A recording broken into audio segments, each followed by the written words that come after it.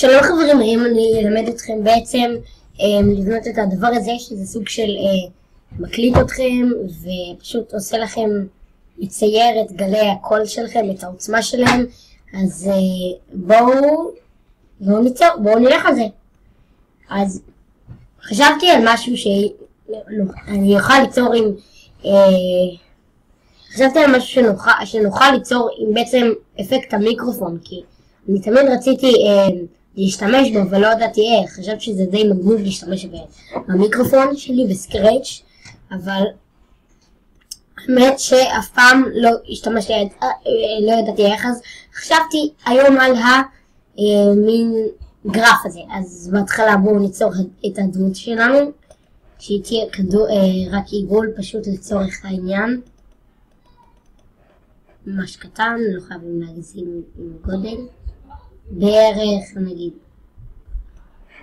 זה נראה גודל טוב. בוא נמלא אותו. אז אוקיי, בוא נעשה שבהתחלה הוא יקפוץ פשוט אל האמצע של ציר הוואי. וואי, יפה. רק רגע, אוקיי, וואי 0. בוא נראה איך זה באמצע, כן נספיק באמצע. ועכשיו בואו נעשה מינוס 200 נגיד לצורך העניין, שיהיה יותר קרוב. אוקיי, עכשיו בואו נעשה, אני רוצה שזה לעולמיים,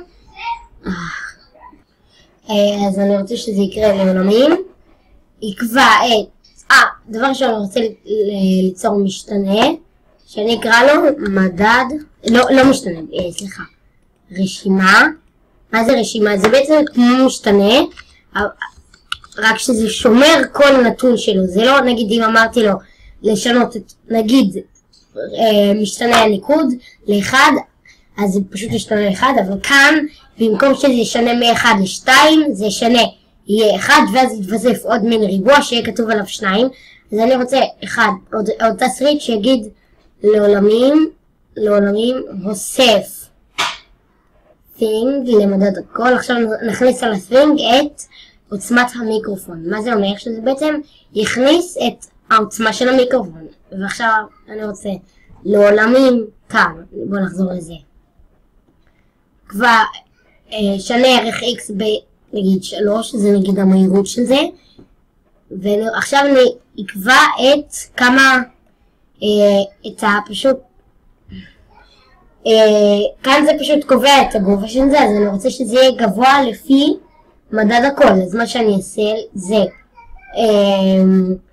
לקבע ערך y להפריט האחרון, כי זה עוד כל פעם בסעיף האחרון.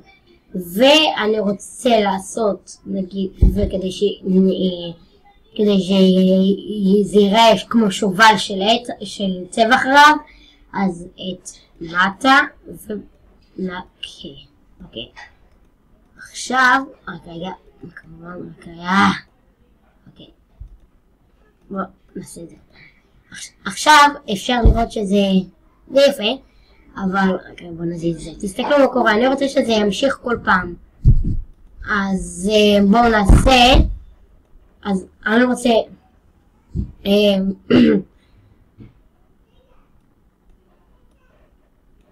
אשר לעולמים אם נוגע במסגרת, אני רוצה שזה פשוט אם נוגע במסגרת,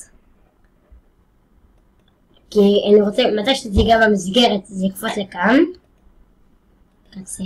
אז אני רק אשכפל את המיקום המדויק של זה, קפוץ אל המיקום הזה ונקה את הכל. ובואו רק נסתיר את הרשימה הזאת. בואו נראה איזה יופי זה. כמובן שאתם יכולים לשחק עם איך הגרפיקה תיראה. נגיד אפשר לשנות את זה נגיד לצבע, אני לא יודע, ואז זה יהיה קצת, רק רגע, נגיד עכשיו זה בצבע שונה. אפשר נגיד גם לשנות את גודל עץ לקבוע את זה ל5, ואז תסתכלו איך זה יראה יותר עבה. זה ממש ההחלטה שלכם. כן, ובפרק הבא אנחנו נלמד קצת על חיישנים אישיים ואיך להפעיל אותם. אז ביי ביי! ביי ביי!